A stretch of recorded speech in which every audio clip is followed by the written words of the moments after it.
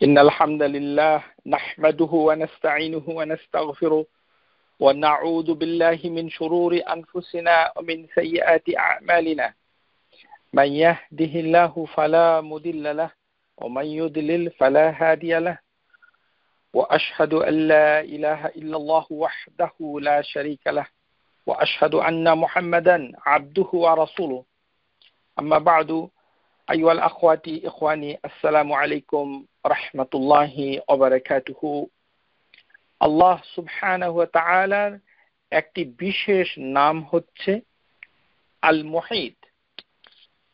আল মুহিত এই নামটুকু আল ইস্তিগরাক আল মারিফা এই হিসাবে কোরআনুল কারীমে নাই, কিন্তু এটি মুহিত হিসাবে রয়েছে। স্কলার যারা আসমাউল হোসনা সম্পর্কে কিতাবগুলো লিখেছেন, যেমন ফিকহুল আসমাউল হোসনা, আব্দুর রাজ্জাক হাফিজাহুল্লাহ তাআলা, তিনি এই নামটুকুকে 40 নম্বর অধ্যায় আল মুহাইমিন, আল মুহিত, আল মুকিত, আল ওয়াসি' এই 4টি নামকে একটি অধ্যায় রচনা করেছেন এবং এর ভিতরে উল্লেখ করেছেন। তো মুহিত আরবি ভাষায় এই শব্দটা খুব পরিচিত। মুহিত আরবি ভাষায় মহাসাগরকে বলা হয় মুহিত, ওশান। মুহিত আরবি ভাষায় যেমন নাহার হচ্ছে নদী, আর বাহার হচ্ছে সাগর, আর ওশান যেটা ইংরেজিতে বলা হয় মহাসাগর, সেটাকে বলা হয় মুহিত।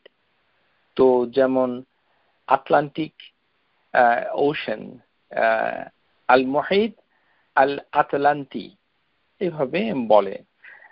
তো নামটা, এই যে মহাসাগর এই শব্দে আরবরা এটাকে চিনে থাকে। এটা বোঝাই যাচ্ছে যে বিস্তৃতময়, যেটা ছড়িয়ে পড়ছে চারিদিকে, এর উপস্থিতি যে চারিদিক থেকে ঘিরে রেখেছে মহাসাগর, সেটাই হচ্ছে মুহিত। আল্লাহ সুবহানাহু ওয়া তাআলা কোরআনুল কারীমে তিনি মুহিত এই কথাটা বিভিন্ন আয়াতে কারিমায় উল্লেখ করেছেন। আমরা আয়াতে কারিমাগুলো দেখব। তো তার আগে এই যে মুহিত এই কথাটার রুট, মূল যে 3টি হরফ দিয়ে এসেছে, এটা হচ্ছে হা, ওয়াও, তা। হাওতা, হাইতা, এর থেকেই এসেছে আহাতা, অ্যাক্টিভ পার্টিসিপল, হামজা অথবা আলিফ, হা, আলিফ, তা, আহাতা, অর্থাৎ বেষ্টন করে থাকা। আর হাউতা, হাউত, হাইতা, এটা হচ্ছে বেষ্টন করে আছে, এনক্লোজ, গার্ডিং, এনসার্কেল। তাহলে হাউতা, হা, ওয়া, ওয়াও, তা, এই হচ্ছে তা নয়, ত, হা, ওয়াও, ত। এটার থেকে 3টি অর্থ দাঁড়ায়। একটি হচ্ছে সারাউন্ডিং, প্রথম অর্থ, যে চারিদিকে। পরের অর্থটা হচ্ছে যেমন পারভেসিং, কম্প্রিহেন্সিভ, বিস্তৃত, পরিবেষ্টন করে আছে, বিস্তৃতময় পরিবেষ্টন এর মাধ্যমে অনেক দূর, যেটা চতুর্দিকে ঘেরাও করে আছে। তারপরে তৃতীয় অর্থ হচ্ছে ঘেরাও করে থাকা, টু এনকম্পাস অর টু এনভেলপ। এমনি আরবি ভাষায় মুহিত বলতে হোল, ওভারঅল, থরো, এই অর্থেও ব্যবহার করা হয়। তো কোরআনুল কারীমে এই মুহিত, এই যে হাওতা, এই রুট থেকে 28 প্রকার ডেরিভেটিভস বের হয়েছে। এর ভিতরে যেটা সবচেয়ে বেশি কমন এবং গুরুত্বপূর্ণ আকীদার ক্ষেত্রে এটি হচ্ছে আহাতা, আলিফ হা ত, আহাতা, অর্থাৎ আল্লাহ হ্যাজ এনকম্পাসড, অথবা আল্লাহ ইজ সারাউন্ডিং। মুহিতুন এখান থেকে এসেছে, অর্থাৎ এনকম্পাসিং, চারিদিকে পরিবেষ্টন করে আছে। লা মুহিতুন, তিনি অবশ্যই মানে পরিবেষ্টন করে থাকবেন। ভাষাগতভাবে মুহিত আর হচ্ছে আল ওয়াসি, এটা অনেকটা কাছাকাছি, অর্থাৎ বিস্তৃত, প্রশস্ত, ভাস্টনেস, এনকম্পাসিং, কম্প্রিহেনশন, আর এই অর্থ দাঁড়ায়। তো আমরা এটা দেখব যে এটা কিভাবে এই অর্থগুলোকে স্কলাররা করেছেন, এটা আমরা দেখব। তো কোরআনুল কারীমে সাধারণত স্কলাররা বলে থাকেন যে 7টি জায়গায় এই মানে মুহিত, এই মানে শব্দটা বিশেষ করে নাম হিসাবে উল্লেখযোগ্য ভাবে বর্ণিত হয়েছে কোরআনুল কারীমে, এবং এর অর্থ তাহলে কি দাঁড়ায়। তো আমরা শেখ আব্দুর রাজ্জাক হাফিজাহুল্লাহ তার কিতাব থেকে তিনি 3টি আয়াতে কারিমার কথা উল্লেখ করেছেন মুহিত হিসাবে। ওয়াকানা আল্লাহু বিকুল্লি শাইইন মুহিতা, যে আল্লাহ সুবহানাহু ওয়া তাআলা যে সব কিছুকে পরিবেষ্টন করে আছেন, মুহিতা, সব কিছুকে, বিকুল্লি শাই, মুহিতা বিকুল্লি শাই, এখানে কুল্লি শাই হচ্ছে সব কিছু, তার মানে সৃষ্টি এর ভেতরে যা আছে আল্লাহ ছাড়া সবকিছু।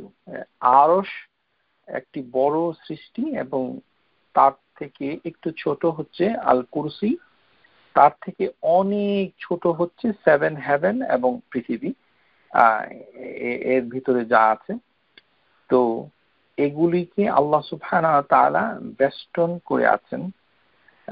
তারপরে আল্লাহ সুবহানাহু ওয়া তাআলা বলছেন ইন্নাল্লাহা বিমা ইয়ামালুনা মুহিত, যে তারা যা করে, অর্থাৎ আল্লাহর বান্দারা, অর্থাৎ যে বনি আদম অথবা জিন অথবা মানুষ, তারা যা কিছু করে সেগুলো আল্লাহ বেষ্টন করে আছেন কর্মকাণ্ডকে। ওয়াল্লাহু মুহিতুন বিল কাফিরিন, আবার বিশেষ করে কাফেরদেরকে তিনি বেষ্টন করে আছেন। তাহলে বোঝা যাচ্ছে যে মুহিত কথাটা সবসময় আনন্দদায়ক নয়।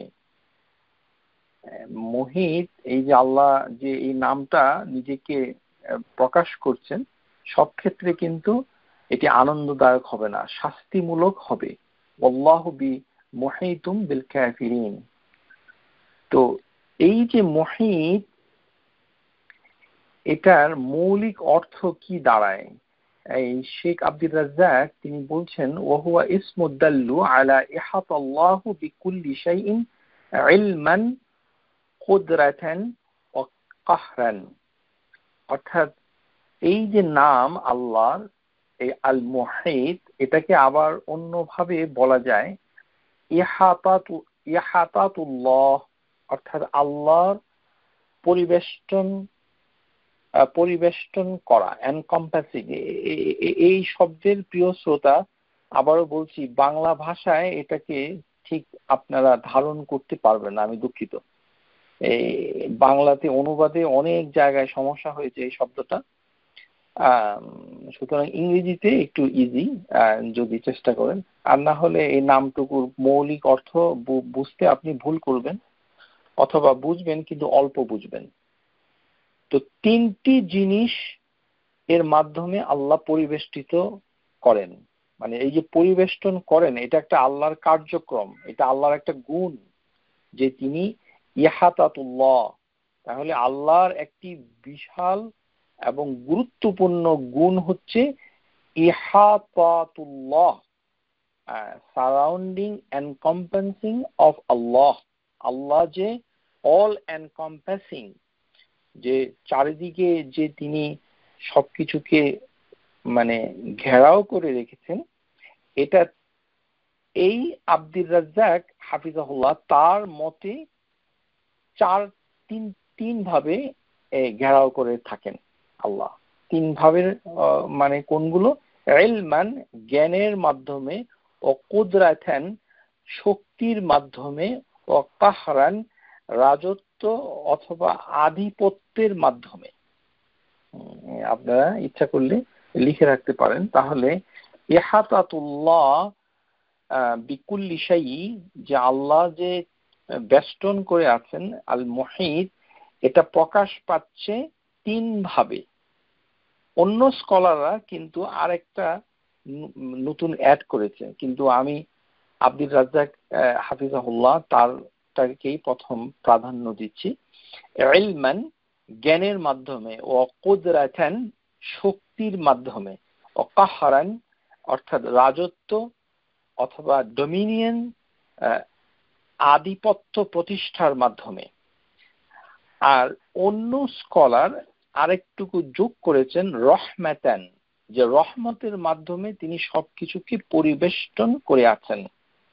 এটি বলেছে আল আল্লামা সাঈদী মুফাসসির আল কোরআন কারীমে, তিনি বলেছেন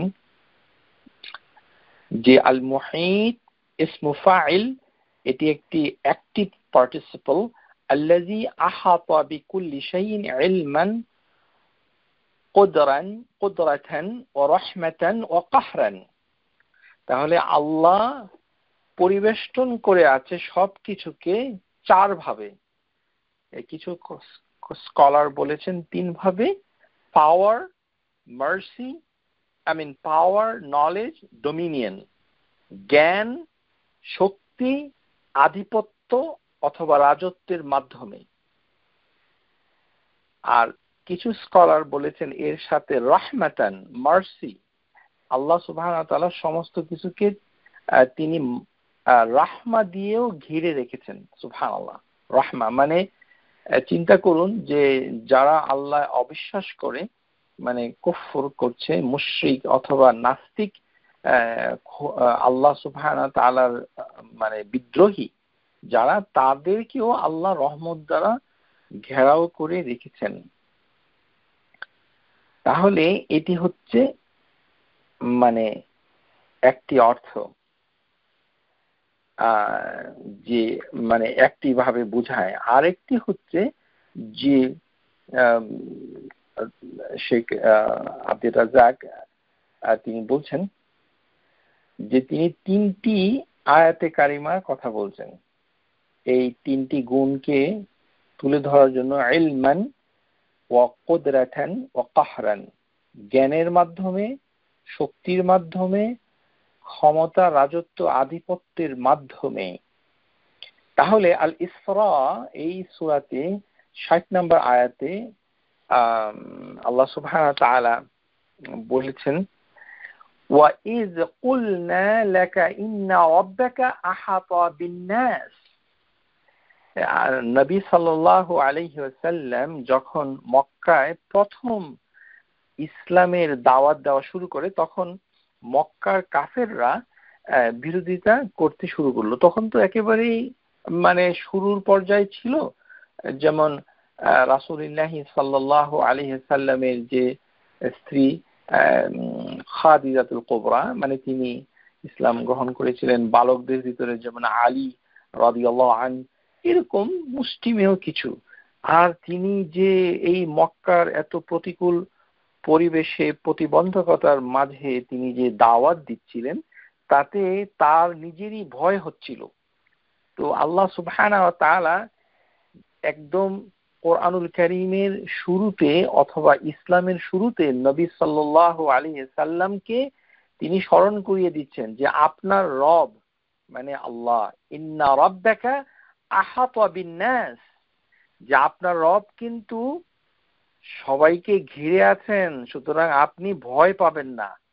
আপনি দাওয়াত দিতে থাকুন, ওই মুশরিক যারা আছে তারা আপনার কোনো ক্ষতি করতে পারবে না। তাদেরকে আল্লাহ ঘিরে আছেন, সবাই আল্লাহর আয়ত্তাধীন। আল্লাহ সুবহানাহু ওয়া তাআলা বলছেন যে যারা আল্লাহ বিরোধী তাদেরকে আল্লাহ ঘিরে রেখেছেন, নবীর দাওয়াতকে আল্লাহ হেফাজত করছেন। মক্কার এই কথাগুলো বলা হয়েছে। যেমন সূরা আল বুরুজ, এখানে আল্লাহ সুবহানাহু ওয়া তাআলা বলছেন ওয়াল্লাহু মিন ওয়ারাইহিম মুহীত, যে আল্লাহ সুবহানাহু ওয়া তাআলা যে ওই যে কাফের মুশরিক তাদের প্রত্যেককে তিনি ঘেরাও করে রেখেছেন। ওয়াল্লাহু মিন ওয়ারাইহিম, ওয়ারা মানে পিছন থেকে, আবার কোন অর্থ এসেছে যে হিল, তাদের পায়ের গুছার কাছাকাছি থেকে আল্লাহ তাদেরকে ঘেরাও করে রেখেছেন। সুতরাং কাফেররা যখনই মিথ্যা কথা বলবে, অস্বীকার করবে, তাতেও তার কোনো সমস্যা করবে না। আল্লাহ সুবহানাহু ওয়া তাআলা যেমন বলছেন ওয়াল্লাহু মুহীতুন বিল কাফিরিন, সূরা বাকারা। তারপরে আল্লাহ সুবহানাহু ওয়া তাআলা বলছেন যে আলা ইন্নাহুম ফি মিরয়াতিন মিন লিকাই রাব্বিহিম আলা ইন্নাহু বিকুল্লি শাইইন মুহীত, যে তারা কি মানে সংশয় করছে যে তাদের রবের সাথে দেখা হবে না।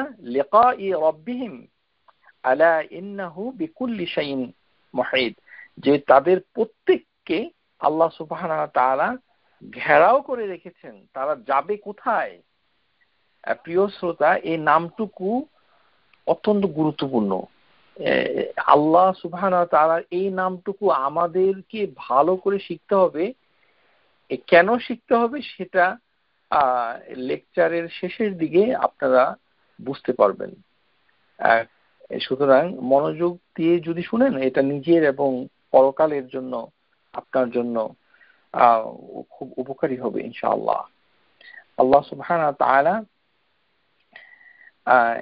যে তিনি যে মানে ক্ষমতা, মানে তার শক্তি দিয়ে তিনি যে সবকিছুকে কন্ট্রোল করছেন এবং তিনি করছেন, সেটাকে তিনি এই আয়াতে কারিমায় তুলে ধরেছেন। তারপর হচ্ছে ইলমান, জ্ঞানের মাধ্যমে।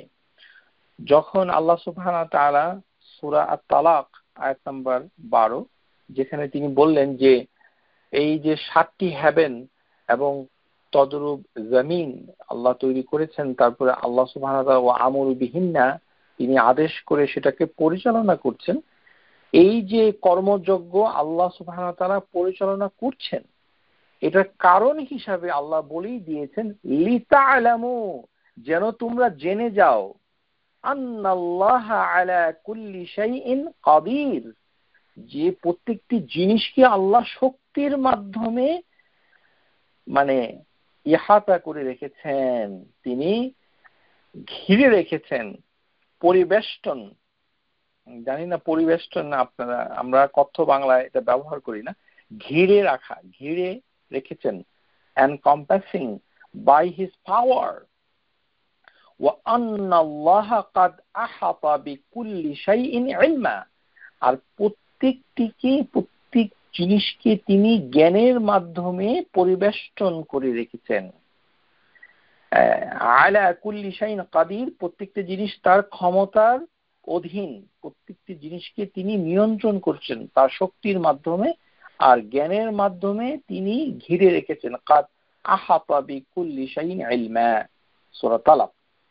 তারপর আল্লাহ সুবহানাহু ওয়া তাআলা সূরা আল জিন, সেখানে আল্লাহ সুবহানাহু ওয়া তাআলা বলছেন, যখন জিনদের কথা আলোচনা করেছে এই সূরার একেবারে শেষে আয়াত নাম্বার 28, সেখানে মানে মুশরিক অথবা জিন তাদের সবার কথার জবাবে তিনি বলছেন ওয়া আহাতা বিমা লাদাইহিম ওয়া আহসা কুল্লা শাইইন আদাদা।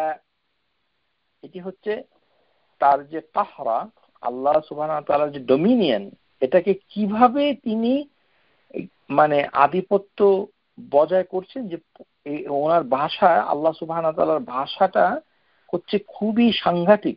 সেটি হচ্ছে আল্লাহ বলছেন যে কুল্লি শাইইন আদাদা, প্রত্যেকটা জিনিসকে তিনি গুণে গুণে রেখেছেন। আদাদ মানে হচ্ছে গুণে রাখা, একেবারে গুণে গুণে রেখেছেন। প্রত্যেকটি অণু পরমাণুকে তিনি গুণে গুণে রেখেছেন। হ্যাঁ, তাহলে আহাতা আরেকটি জিনিস দেখা যাচ্ছে যে এটি হচ্ছে কাহরা, আধিপত্য। এমন আধিপত্য যে একেবারে প্রত্যেকটি অনুপরমাণু তিনি গুণে রেখেছেন, হিসাব করে রেখেছেন যে কোথায় কে যাবে, কোথায় কে আছে। আমরা সাধারণত যখন কোনো কিছুকে পাহারা দেই অথবা আমাদের আধিপত্য বজায় রাখার চেষ্টা করি, তখন আমরা কি বলি যে আপনারা কারা কারা আছেন, আমি কিন্তু সবাইকে চিনি, সবাইকে গুণে রেখেছি। হ্যাঁ, ওয়ালিল্লাহিল মাসালুল আ'লা, আল্লাহর দৃষ্টান্তের সাথে কোনো তুলনা নাই। আল্লাহ সুবহানাহু ওয়া তাআলা প্রত্যেকটি অণু, পরমাণু, মলিকিউল, মাইক্রো, ম্যাক্রো প্রত্যেকটি জিনিসকে গুণে রেখেছেন। সুবহানাল্লাহ, মানে তিনি গুণে রেখেছেন, এর মানে হচ্ছে এই হচ্ছে তার পরিবেষ্টন করার ক্ষমতা, কাহরান, আধিপত্য। তাহলে আমরা যদি একবার এক নজরে দেখে নেই যে তিনটি ইহাতা প্রধানত বেশি আলোচনা হয়ে থাকে, অধিকাংশ স্কলার তাই বলেছেন। ইহাতাতু ইলম, আরেকটি হচ্ছে ইহাতাতু কুদরা, ইহাতাতু কাহরা। তাহলে তিনটি ইহাতা কি কি? ইহাতাতু ইলম, ইহাতাতু কুদরা, ইহাতাতু কাহরা। অর্থাৎ জ্ঞানের মাধ্যমে ঘিরে থাকা, শক্তির মাধ্যমে ঘিরে থাকা, আর আধিপত্য, রাজত্বের মাধ্যমে, কর্তৃত্বের মাধ্যমে ঘিরে থাকা। অনেকে রাহমাটাকেও অ্যাড করেছেন অথবা তাদাব্বুর, তাদবীর, এটাকেও অ্যাড করেছেন। তাহলে প্রধানত তিনটি। তাহলে ইহাতাতু ইলম এই কথা বলে কি বোঝায়? বোঝায় তো হচ্ছে এই যে ফালা ইয়াজিবু আনহু মিন খালকিহি মিসকালা যাররাহ, যে কোনো অনুপরমাণু তার সৃষ্টি থেকে লুকিয়ে থাকতে পারবে না। জ্ঞানের মাধ্যমে তিনি জেনেই যাবেন, সেটা লুকানো সম্ভব নয়। এটাই হচ্ছে এটার অর্থ। ও ইহাতাতু কুদরা ফালা ইয়াজিজুহু শাইইন ফিল আরদি ওয়ালা ফিস সামাই, যে হেভেন এবং পৃথিবী, এখানে সবকিছুকে তিনি পরাজিত করেছেন অথবা সবকিছু তার কাছে পরাজয় স্বীকার করেছে। এটি হচ্ছে কুদরা, তার শক্তির কাছে। ইহাতাতু কাহরা ফালা ইয়াকদুরুনা আলা ফাউতিহি আও ফিরারি মিনহু, যে কোনো কিছু পরিমাপ হবে যে কতটুকু সে যোগান দিতে পারে, সে মানে অর্জন করতে পারে অথবা সে পলায়ন করতে পারে। মানে কোনো কিছু অর্জন করতে পারবে না আল্লাহ ছাড়া, আর আল্লাহ ছাড়া তার পালিয়ে যাওয়ার কোনো রাস্তা নাই। এটাই বোঝানো হচ্ছে ইহাতাতু কাহরা। তাহলে প্রিয় শ্রোতা, আপনাকে আল মুহিতের চারটি অর্থ মানে স্কলাররা করেছেন। আল্লাযী আহাতা বিকুল্লি শাইইন, 1 ইলমান, 2 কুদরাতান, 3 রাহমাতান, 4 কাহরান। কিন্তু আল্লামা সাদি মানে তিনি এই চারটার কথা বলেছেন, কিন্তু আব্দুর রাজ্জাক তিনি তিনটার কথা বলেছেন। তো তিনটা হচ্ছে মানে মেজরিটি স্কলার। তো এখন এই যে ইহাতাতু কাহরা, তো পলাতে পারবে না, এটা আমরা একটু পরে আপনাদের কাছে আলোচনা করে মানে বুঝিয়ে দেব যে এটা বলতে কি বোঝায়। তো ইমাম আল বাইহাকি তিনি আল মুহিতকে ব্যাখ্যা করেছেন, আল মুহিতু হুয়াল্লাযী আহাতাত কুদরাতিহি বিজামিআল মাকতুরাত, যে সব কিছু হিসাব করে সব ডাইমেনশনে যে যা যিনি সবকিছুকে ঘেরাও করে থাকেন। ও ইহাতা ইলমাহু বিজামিআ মালুমাত, সর্বজ্ঞান দ্বারা আর সর্ব ডাইমেনশন দ্বারা। তার মানে ইমাম আল বাইহাকির মতে হচ্ছে জ্ঞান এবং ডাইমেনশন, মানে দিক, যে কোন দিকে, সর্বদিক থেকে আল্লাহ ঘেরাও করে রেখেছেন, যাবেন কোথায়। তো এইটা মানে জানতে হবে। এইটাই বিভিন্ন স্কলার হুয়াল্লাযী আহাতা বিকুল্লি শাইইন ইলমা, আদাদা খালক বিজামি'i খালকিহি, মানে আমাদের দেশে তার মানে আল্লাহ সুবহানাহু ওয়া তাআলাকে কোন সৃষ্টি ঘেরাও করে রাখে নাই, আল্লাহই ঘেরাও করে রেখেছেন। এই কারণে যে কোনো মানুষ যদি এরকম কল্পনা করে যে আল্লাহ সুবহানাহু ওয়া তাআলা তার আরশ যে সিংহাসন এটার উপরে এমন ভাবে অবস্থান করেছেন যে যে তার আরশ মানে সিংহাসন, তাহলে সিংহাসনের মানে দেখতে যেরকম তাহলে তার কিছু কিনারা তাকে ঘেরাও করে রেখেছে, এটা সঠিক নয়। আল্লাহ সুবহানাহু ওয়া তাআলা হচ্ছে ফাওকাল আরশ, আরশের উপরে, কেননা কোনো কিছু আল্লাহকে ঘেরাও করতে পারে না, আল্লাহ সবকিছুকে ঘেরাও করে থাকেন। আহাতা বিকুল্লি শাই আলা ইন্নাহু বিকুল্লি শাইইন মুহীত, আল্লাহ সুবহানাহু ওয়া তাআলা মানে সবকিছুকে ঘেরাও করে থাকেন সৃষ্টি। তাহলে আরশ হচ্ছে তার একটা সৃষ্টি, মানে আরশ সম্পর্কে আপনার জ্ঞান নিতেই হবে। আপনি যদি আল্লাহ সুবহানাহু ওয়া তাআলা সম্পর্কে জানতে চান তাহলে আল্লাহর সৃষ্টি সমূহের সবচেয়ে বড় আযীম আল খালকুল আযীম, সবচেয়ে বড় সৃষ্টি কোনটা, এটা একটা প্রশ্ন যে আল্লাহর সৃষ্টির ভিতরে সবচেয়ে বড় ব্যাপক মহান বিশাল এটা ওটাকে কি বলে, আল আরশ, আল আরশুল আযীম।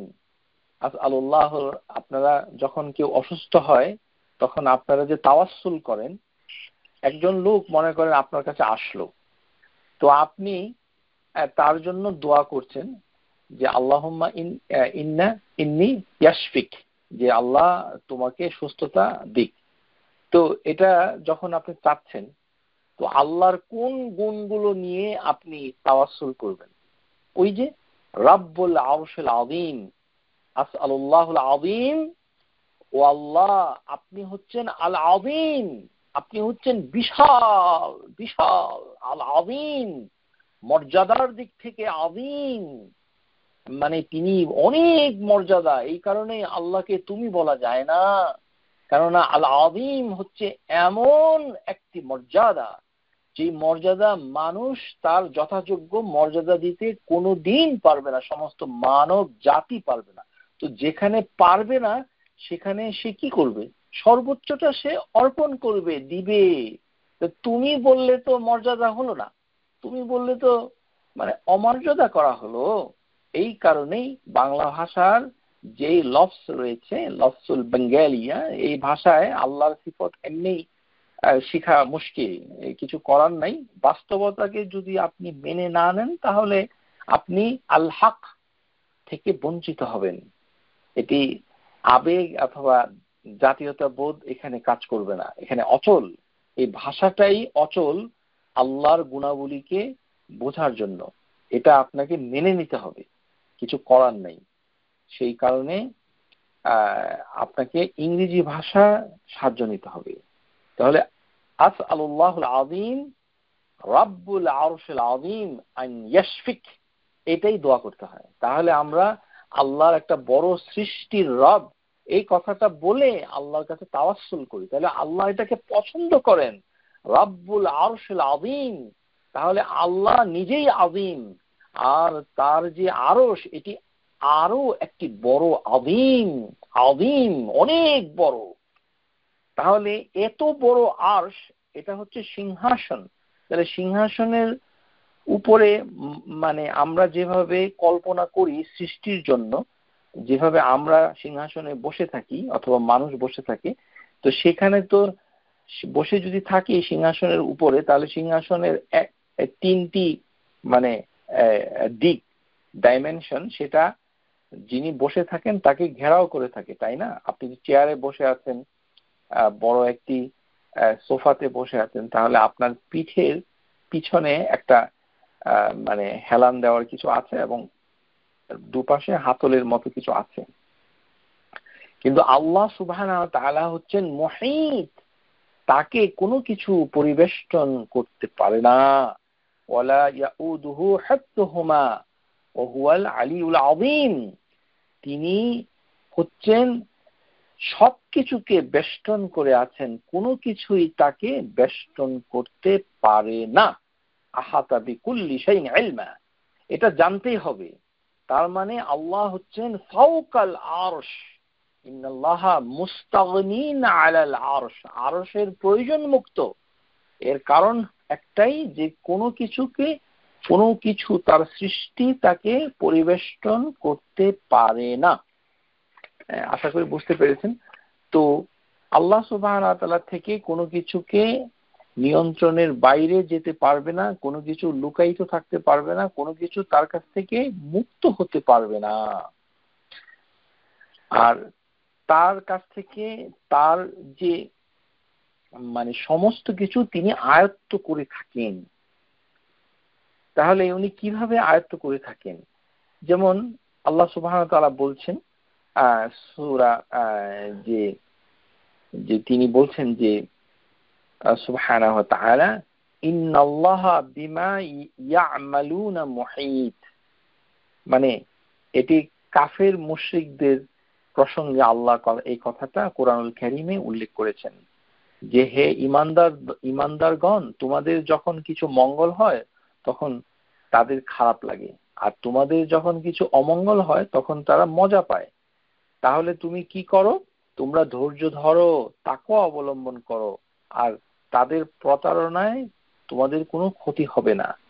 ইন তামসাসকুম হাসানাতুন তাসুহুম ওয়া ইন তুসিবকুম সাইয়্যাতুন ইয়াফরাহু বিহা ওয়া ইন তাসবিরু ওয়া তাত্তাকু, যে তোমরা যদি সবর করো এবং তাকওয়া নেও, লা ইয়াদুররুকুম কাইদুহুম শাইআ, তাহলে তাদের কোনো কলা কৌশল তোমাদেরকে ক্ষতি করবে না। ইন্নাল্লাহা বিমা ইয়ামালুনা মুহীত, তারা যা করছে সবকিছু কিন্তু আল্লাহর আয়ত্তে রয়েছে, আল্লাহ ঘিরে রেখেছেন তাকে, যাবে কোথায়।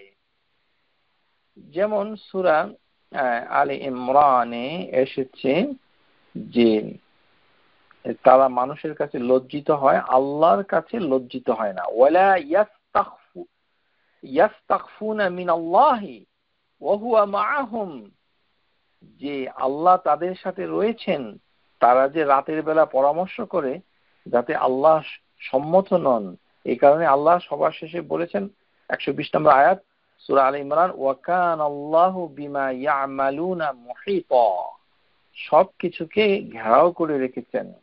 সূরা নিসা এখানে আল্লাহ বলেছেন ওয়ালিল্লাহি মা ফিস সামাওয়াতি ওয়া মা ফিল আরদি ওয়া কানাল্লাহু বিকুল্লি শাইইন মুহীতা, যে হেভেন সমূহ এবং ভূমণ্ডল পৃথিবীতে সবই হচ্ছে আল্লাহর মালিকানায়। আর সবকিছু আমাদের বাংলাদেশের কোরআন কারীমের অনুবাদে অনেক জায়গায় ভুল করেছে, কোন কোন অনুবাদে লিখেছেন সবকিছু আল্লাহর মুষ্টির বলয়ে। এগুলি অনুবাদ ঠিক হয়নি, এগুলি হচ্ছে ঘেরাও করে রেখেছে, এনকম্পাসিং। তাহলে আল্লাহ আজ্জা ওয়া জাল্লা এই যে হাওতা, এটার রুট যে শব্দ, সেখান থেকে দৃশ্য অদৃশ্য, সিন আনসিন, সবকিছু ক্রিয়েশনকে আল্লাহ মানে ঘেরাও করে রেখেছেন। আল্লাহ সুবহানাহু ওয়া তাআলা মানে আগুনকেও ইহাতা বলেছেন। প্রিয় দর্শক এবং শ্রোতা, যারা দর্শক নেই আমি দুঃখিত, মানে শ্রোতা যারা শুনছেন, তো এই একটি নাম, এই নামটুকু দিয়ে আল্লাহ সুবহানাহু ওয়া তাআলা ওয়ার্নিং দিচ্ছেন, সাবধান করে দিচ্ছেন। মুহীত, এটি সবসময় আনন্দের বিষয় নয়, এটি শাস্তিরও বিষয় বটে। ইয়াস তাজিলুনা বিল আযাব, যে নবী সাল্লাল্লাহু আলাইহি সাল্লামকে মুশরিকরা বলতো যে তাহলে আপনি আযাব নিয়ে আসুন, শাস্তিটা নিয়ে আসুন। ওয়া ইন্না জাহান্নামা লামুহীতাতুন বিল কাফিরিন, অথচ জাহান্নাম কাফেরদেরকে ঘেরাও করে রেখেছে। তার মানে জাহান্নামটা তাদের পিছু ছাড়ছে না, তারা যাবে কোথায়। এই কারণে আল্লাহ জাহান্নামকে তিনি মুহীত এর বর্ণনায় অভিষিক্ত করেছেন, ওয়া ইন্না জাহান্নামা লা মুহিতাতুন বিল কাফিরিন। তো আল্লাহ সুবহানাহু ওয়া তাআলা এইভাবে মানে তিনি বিভিন্ন জায়গায় মানে বলেছেন যে যারা অবিশ্বাসী মানে তাদের সবকিছু যে মানে তারা মনে করে যে তারা পালিয়ে যাবে, তাদেরকে কিছুই হবে না, এটি ঠিক নয়। বরঞ্চ তিনি তাদেরকে পরিবেষ্টন করে রেখেছেন।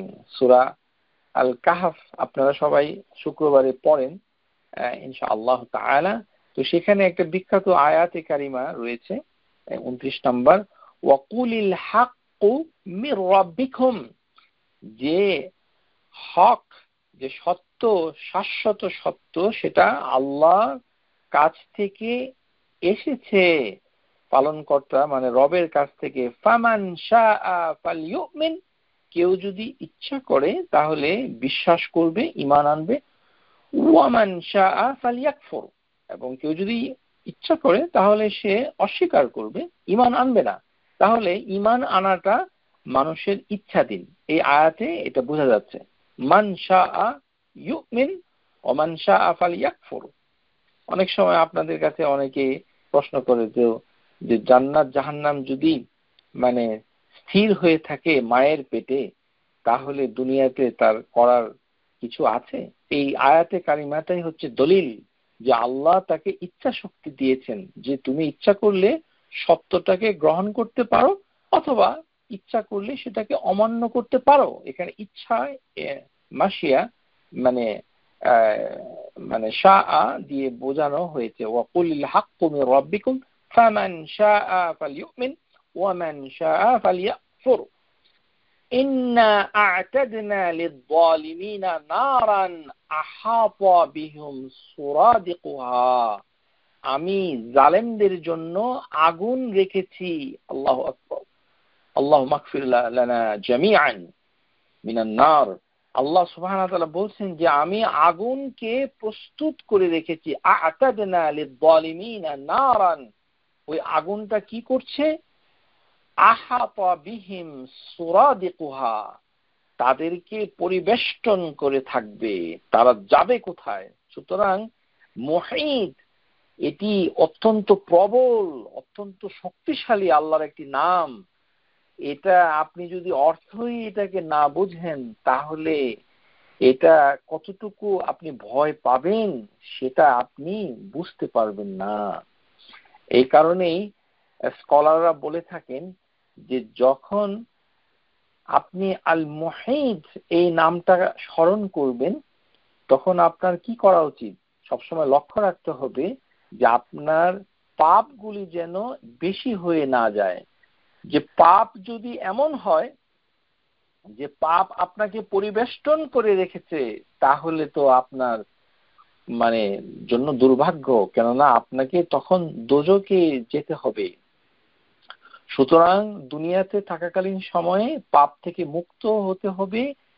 যে কিছু পাপ থাকবে, কিন্তু পাপ এমন হবে না পরিমাণে অথবা সংখ্যায় যেন এটা এমন ভাবে যে পাপ চারিদিকে পাপ, ব্যক্তি জীবনে, সামাজিক জীবনে, অর্থনৈতিক জীবনে, মানে মানে মেলামেশায়, তারপরে আচার ব্যবহার, তারপরে যা কিছু আছে একজন মানুষের আকীদার ক্ষেত্রে, ইবাদতের ক্ষেত্রে, সব ক্ষেত্রে, সব ফ্রন্ট, সব ক্ষেত্রে যদি আপনার পাপ জমে যায়, তাহলে আপনার জন্য রয়েছে ভয়ঙ্কর সংবাদ। সুতরাং একটা দুটা যদি সাইডে অসুবিধা থাকে, যেমন আর্থিক দিক থেকে আপনার কিছু পাপ আছে, তো ঠিক আছে, তাহলে আপনার চরিত্রের দিকটা একটু সুন্দর রাখেন, আর ইবাদতের দিকটা শিরিক মুক্ত থাকেন, আর মেলামেশার ক্ষেত্রে আপনি ভালো থাকেন। কিছু আপনাকে পাপ থেকে দূরে থাকতে হবে, এবং সব পাপ যদি একসাথে করতে থাকেন, তখন আল্লাহ আপনার উপরে মোহিত হয়ে যাবেন, সর্বনাশ হয়ে যাবে। তখন আপনি পালাবেন কোথায়? এটাই সূরা আল বাকারাতে আয়াত নম্বর 81, এখানে আল্লাহ বলেছেন, বালা মান কাসাবা সাইয়্যাতান হ্যাঁ, যে ব্যক্তি পাপ অর্জন করেছে, ও আহাতাত বিহি খাতাইতুহু, যে পাপ তাকে পরিবেষ্টন করে নিয়েছে, ফাউলাইকা আসহাবুন নার, তারাই হচ্ছে দোজখে থাকবে চিরকাল, হুম ফিহা খালিদুন। তাহলে আল মুহিত, তার কাছে আমাদেরকে ফিরে যেতে হবে। তাহলে নিরাপদ ভাবে ফিরে যেতে হলে কি করতে হবে? পাপটা কমাতে হবে, যেন পাপটা চারিদিকে ঘেরাও করে না থাকে। পাপ আছে, পাপ ছাড়া তো মানুষ নাই, পাপ থাকবেই। এটা থেকে চেষ্টা করলেও কিছু পাপ থেকেই যাবে। সেই ক্ষেত্রে ইস্তেগফার, তাওবা, চেষ্টা ইত্যাদি থাকবে। কিন্তু চারিদিক থেকে পাপ নিয়ে মানে করলে তখন তো দোজখ ছাড়া আর কোনো রাস্তা আল্লাহ সুবহানাহু ওয়া তাআলা তার জন্য রাখেন নাই। এটাই মুহিত কথাটা মানে কি বুঝতে হলে এটাকেই বুঝতে হবে। তারপর আমরা যা করছি অতীতে, এখানে মানে ভবিষ্যতে কি হবে, পিছনে কি করেছি, এগুলো নিয়ে বেশি টেনশন করা যাবে না। অনেক লোক আছে যে আমি তো অনেক পাপ করেছি, অনেক কাজ করেছি, জানতাম না ইত্যাদি, তো এখন সামনে আমি যাচ্ছি, সামনে কি হবে, তো আমার যদি ক্ষতি হয়ে যায় ইত্যাদি, এগুলোকে মানে কখনোই মানে অ্যাংশাস হতে মানে হবে না। স্কলাররা বলছেন সূরা তাহা আয়াত নাম্বার 110, ওয়া ইয়ালামু মা বাইনা আইদিহিম ওয়া মা খালফাহুম, যে আল্লাহ সুবহানাহু ওয়া তাআলা তিনি জানেন যে তাদের সামনে কি আছে আর পিছনে কি ছিল। ওয়া মা খালফাহুম, তাদের অতীতে কি ছিল সেটা আপনাকে বলতে হবে না। আমাদের সমাজে কি দেখা যায়, এই গিয়ে বান্ধবীর কাছে, বন্ধুর কাছে এই পাপের কথা বলতে থাকে, খুব মজা করে বলে যে আমি তো পর্দা করতাম না, এখন বিয়ের পরে শুরু করেছি, আর আমি তো আগে নামাজ পড়তাম না, এই আমেরিকা আসার পরে কিছুটা নামাজ ধরেছি ইত্যাদি। এগুলি অত্যন্ত জঘন্য অপরাধ। এগুলি করলে মুহিত থেকে বাঁচা যাবে না। কেননা আল্লাহ সুবহানাহু ওয়া তাআলা জানেন যে আমরা কি করেছি পিছনে, আর সামনে আমরা কি করব এটা জানেন। তার জ্ঞান তাকে আয়ত্ত করতে পারে না, আমাদের জ্ঞান আল্লাহকে আয়ত্ত করতে পারে। ওয়ালা ইউহিতুনা বিহি ইলমা, আল্লাহ হচ্ছেন মুহিত, তিনি আমাদেরকে বেষ্টন করে আছেন আমাদের কর্মসমূহ থেকে।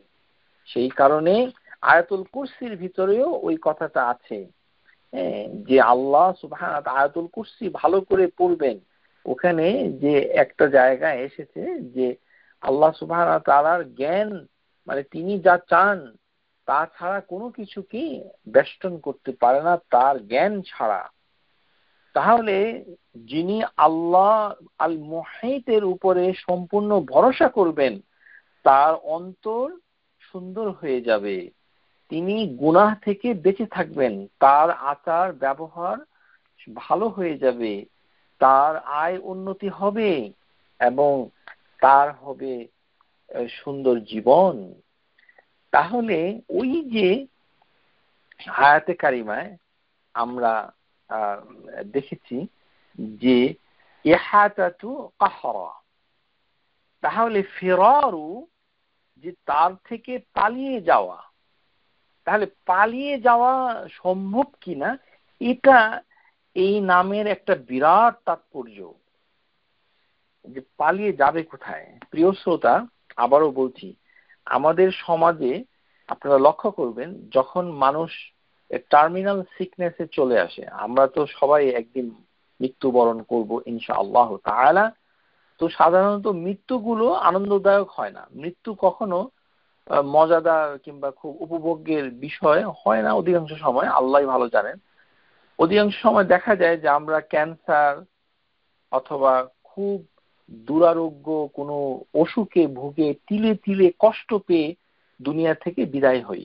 ওই তখন মানুষকে সান্ত্বনা দিতে গেলে এটা কঠিন হয়ে যায়, সাধারণত মানে মানতে চায় না যে আমি সৎকর্ম মানে আমাদের দেশের একটা ধারণা যে ঘুষ খাইনি সারা জীবন মানে ভালো বেতন পেয়েছি, মানুষেরকে অন্যায় করি নাই, সুতরাং আমার শাস্তি হবে না।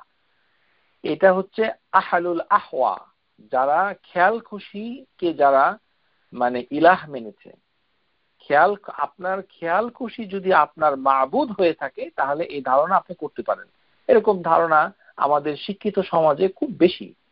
ডাক্তার, ইঞ্জিনিয়ার, হয়তো সে অনেক টাকা পয়সা ইনকাম করে এবং অন্যায় কিছু করে না, রাস্তায় যে পকেট মারে তার হয়তো আর্থিক যোগ্যতাটা কম, এই কারণে সে দুর্নীতির সাথে জড়িয়ে পড়েছে।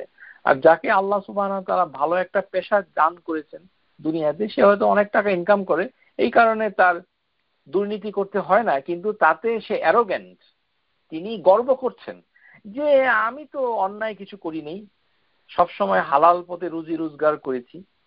কিন্তু নামাজ পড়েন না, তারপরে আল্লাহ সম্পর্কে কোনো আকীদা নেই, তাওহীদে বিশ্বাস করেন না, বিশ্বাস করলেও ত্রুটিযুক্ত, শিরিক বিদআতে নিমজ্জিত। তো তিনি মৃত্যুসজ্জায় বসে বসে ক্যান্সার অথবা যে কোনো মেজর ক্রনিক ইলনেস যেটা তাকে ইমাশিয়েটেড করে ফেলছে, ডিবিলিটিং করে ফেলছে, একদম অচল করে দিচ্ছে, তখন তিনি আল্লাহর কথা শুনতে চান না যে আল্লাহ কেন আমাকে শাস্তি দিচ্ছেন। তো সেই ক্ষেত্রে তাকে সান্ত্বনা দেওয়াটা কঠিন হয়ে পড়ে।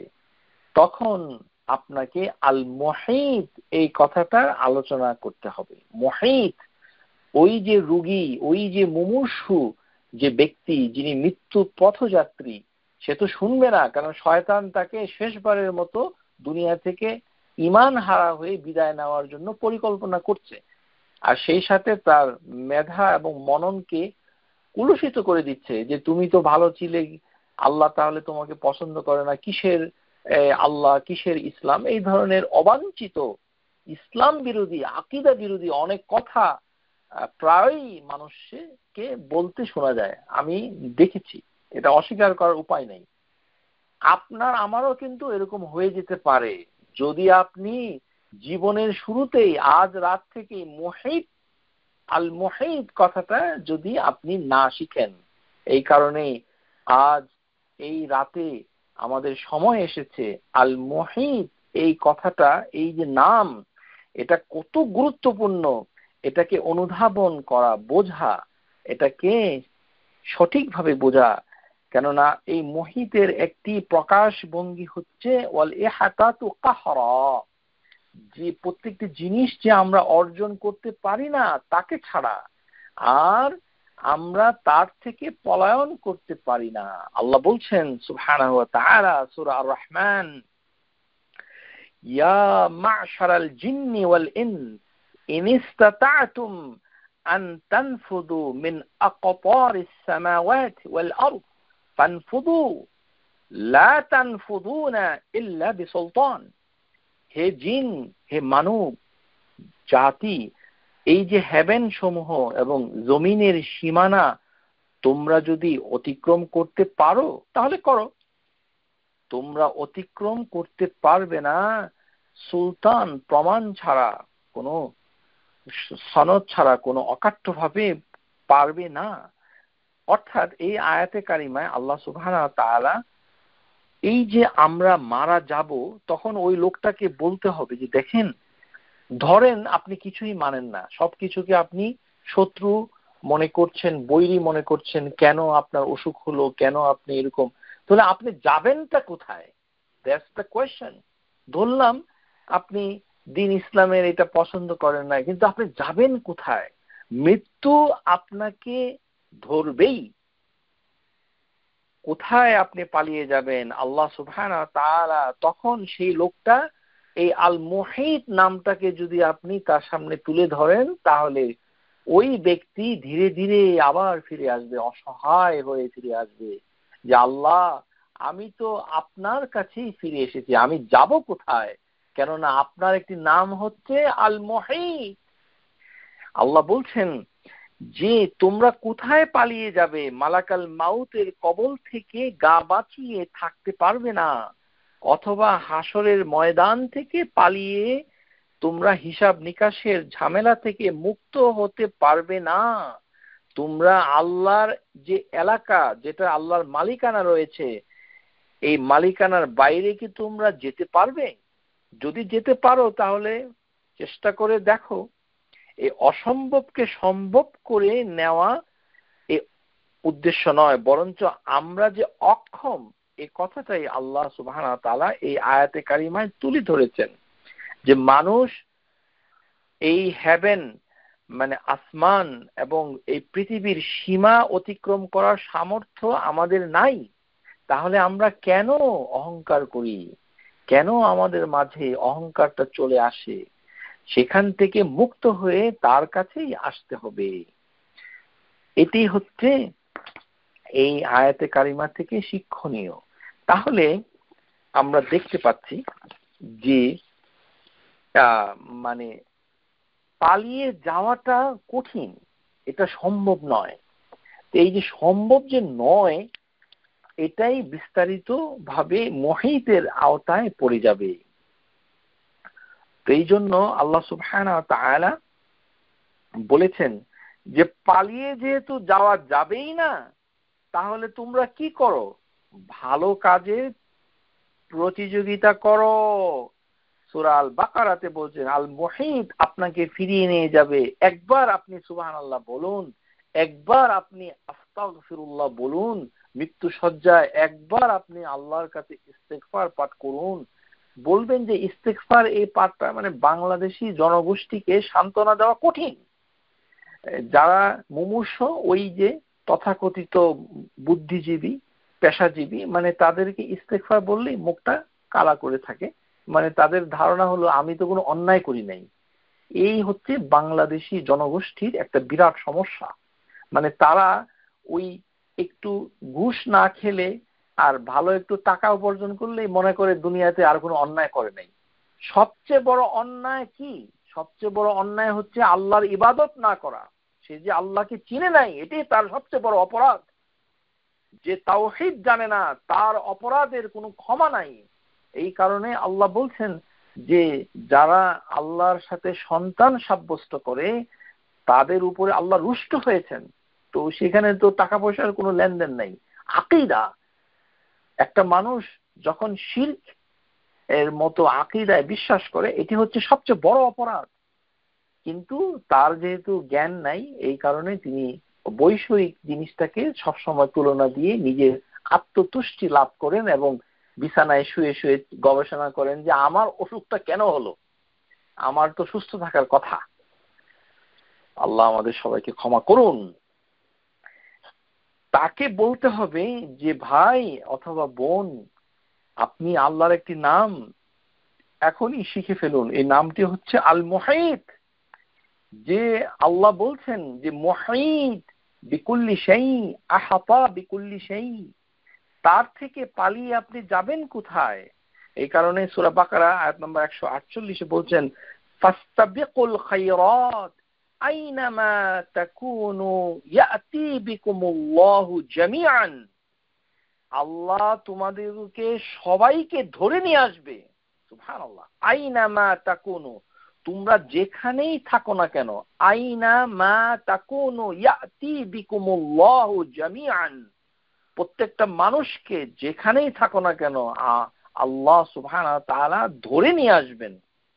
আইনামা তাকুনু। আল্লাহ সুবহানাহু ওয়া তাআলা এই কথাটা বলার আগেই আয়াতে কারিমায় বলেছেন ফাস্তাবিকুল খায়রাত, তাহলে সৎ আমল করার জন্য তোমরা প্রতিযোগিতা করো। ফাস্তাবিকুল খায়রাত, দেরি করো না, এখনই আস্তাগফিরুল্লাহ বলে বলে ফেলুন, তাহলে আল্লাহ গুনাহটা মাফ করে দিবে। এখনো মৃত্যু আসে নাই, ডাক্তার এখনো আপনাকে লাইফ সাপোর্টে দেয় নাই, ওই তখনও বসে বসে শুধু আলোচনা করে। এই হচ্ছে বাংলাদেশি জনগোষ্ঠী। তারপরে এই ধরনের কথাবার্তা চলতে চলতে এক সময় তখন ছেলে অথবা মেয়ে তখন ফোন করবে যে আমার আব্বা তো লাইফ সাপোর্টে, এখন কি করা, কখন খুলবো ইত্যাদি। তো আপনি আগে কি করেছেন আপনার আব্বা আম্মার সাথে? আপনি কি আল মুহিত কথাটা আপনার মৃত্যু পথযাত্রী আত্মীয়কে বলেছেন যে আল্লাহ হচ্ছেন আল মুহিত, তার থেকে কেউ পালাতে পারবে না। যেখানেই থাকুন না কেন আল্লাহ আপনাকে পাকড়াও করবে। আইনামা তাকুনু ইউদরিকুকুমুল মাউত, ওয়ালাউ কুনতুম ফি বুরুজিম মুশাইয়াদা, সূরা নিসা আয়াত নাম্বার 78, যে তোমরা যত জায়গায় থাকো না কেন মৃত্যু তোমাদিগকে ধরবেই। আইনামা তাকুনু ইউদরিকুকুমুল মাউত, মালাকাল মাউত যাবেই, মৃত্যুর ফেরেশতা যাবেই। মৃত্যুর ফেরেশতার নাম কিন্তু আজরাইল নয়, এটা অশুদ্ধ। মৃত্যুর ফেরেশতার নাম হচ্ছে মৃত্যুর ফেরেশতা, মালাকাল মাউত, এর কোনো নাম নাই। নাম দিয়ে কাজ কি? নাম দিয়ে চিন্তা করার, আসল কথা হচ্ছে মালাকাল মাউত। তো সে আপনাকে আমাকে পাকড়াও করবেই যেখানেই আমরা থাকি না কেন। আল্লাহ বলছেন ওয়ালাউ কুনতুম ফি বুরুজিন মুশাইয়াদা। বুরুজ মানে হচ্ছে টল টাওয়ার, আরবি ভাষায় বুরুজ মানে হচ্ছে টাওয়ার। যেমন নিউ ইয়র্কে টুইন টাওয়ার, এই মানে এম্পায়ার স্টেট বিল্ডিং, দুবাইতে যেই লম্বা উঁচু টাওয়ার রয়েছে সেটার নামই হচ্ছে খালিফা বুরুজ। এটা আরবি শব্দ। কোরআনুল কারীমে বুরুজ মানে হচ্ছে টাওয়ার, সুউচ্চ টাওয়ার। আপনি যদি উচ্চ গগনচুম্বী অট্টালিকা করে সেখানে অবস্থান করেন, আমার মনে হয় না আজকে যারা আছেন তাদের গগনচুম্বী কিছু আছে, আমরা গরিব মানুষ, কিন্তু ওখানেও যদি থাকেন আল্লাহ বলছেন মৃত্যু তোমাকে পেয়েই যাবে, মুশাইয়াদা, তোমাকে উপস্থিতি হবে, তাহলে পালানোর কোনো জায়গা নেই। আল্লাহ সুবহানাহু ওয়া তাআলা বলছেন সূরা আল হাদীদ, ওয়া হুয়া মাআকুম আইনামা কুনতুম ওয়াল্লাহু বিমা তা'মালুনা বাসীর, যে তোমরা যাই করো না কেন আল্লাহ সুবহানাহু ওয়া তাআলা সমস্ত কর্মকাণ্ডকে, তা'মাল, যাগুলো আমরা করছি সেগুলো কিন্তু তিনি কি করছেন? প্রত্যক্ষ দৃষ্টিতে দেখছেন, সম্মুখ দৃষ্টি করছেন। এই কারণে ইমাম আহমেদ বিন হাম্বল এই আয়াতের ব্যাখ্যায় তিনি বলেছেন যে আল্লাহ বস্তুত পক্ষে, ভালো করে শুনুন এই কথাটা, ইমাম আহমদ এই আয়াতের তাফসিরে বলেছেন, সূরা হাদীদ যারা তাফসির করেন তাদের জন্য গুরুত্বপূর্ণ, ওয়া হুয়া মাআকুম আইনামা কুনতুম, যে তোমরা যেখানেই থাকো না কেন আমি তোমাদের সাথে আছি। ওয়াল্লাহু বিমা তা'মালুনা বাসীর, তার মানে আল্লাহ সব জায়গায় নয়, আল্লাহ সুবহানাহু ওয়া তাআলা সৃষ্টি থেকে দূরে গিয়ে পর্যবেক্ষণ করছেন। ইমাম আহমদ এই কথারই ব্যাখ্যা করেছেন, কেননা এই আয়াতের শেষ হয়েছে বাসীর, মানে তিনি দেখছেন। কি দেখছেন? আমাদের কর্মকাণ্ডকে দেখছেন। ওয়াল্লাহু বিমা তা'মালুন, আমরা যা কিছু করছি সব কর্মকাণ্ডকে, সৃষ্টির সমস্ত কার্যকলাপকে, কর্মযজ্ঞকে আল্লাহ সুবহানাহু ওয়া তাআলা সৃষ্টি থেকে পৃথক হয়ে, ভালো করে শুনুন, সৃষ্টি থেকে পৃথক হয়ে, অর্থাৎ তিনি আরশ থেকে পৃথক, আল্লাহ সুবহানাহু ওয়া তাআলা কুরসি থেকে পৃথক, সমস্ত সৃষ্টি থেকে পৃথক হয়ে তিনি বাসীর, তিনি দেখছেন, সব কিছু দেখছেন। ওয়ালা আদনা মিন যালিকা ওয়ালা আকসারা, মানে আল্লাহ সুবহানাহু ওয়া তাআলা সূরা মুজাদিলা এই আয়াতে কারিমায় আল্লাহ সুবহানাহু ওয়া তাআলা বলছেন যে তোমরা যখন তিনজনে সলা পরামর্শ করো, চতুর্থ জন হচ্ছেন আল্লাহ, আর তোমরা যখন 5 জন মিলে আলোচনা করো তখন ষষ্ঠ জন হচ্ছে আল্লাহ। সুতরাং আল্লাহ সুবহানাহু ওয়া তাআলার জ্ঞান থেকে তোমরা দূরে যেতে পারবে না।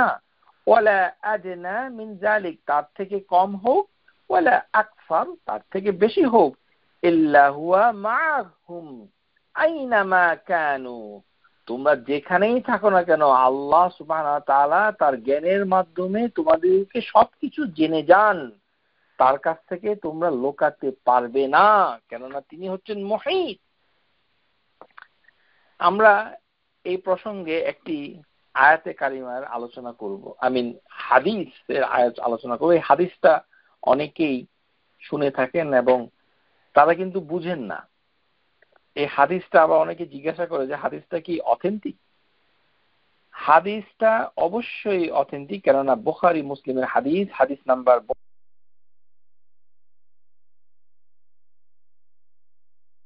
হাদিসটা হচ্ছে ওই যে ব্যক্তি যে তার পরিবারকে বলেছিল যে আমি তো কোনো ভালো আমল করতে পারিনি। আন আবি হুরায়রা রাদিয়াল্লাহু আনহু আন্না রাসূলুল্লাহি সাল্লাল্লাহু আলাইহি সাল্লাম قال قال رجل لم يعمل حسنة قط لأهله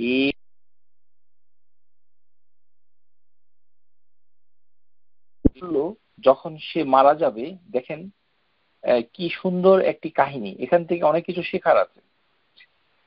এই ব্যক্তি তার পরিবারকে বলছে, দেখো আমি তো সারা জীবন কোনো ভালো কাজ করতে পারিনি, লাম ইয়ামাল হাসানাতান, আমি কোনো ভালো আমল ভালো কাজ করতে পারিনি,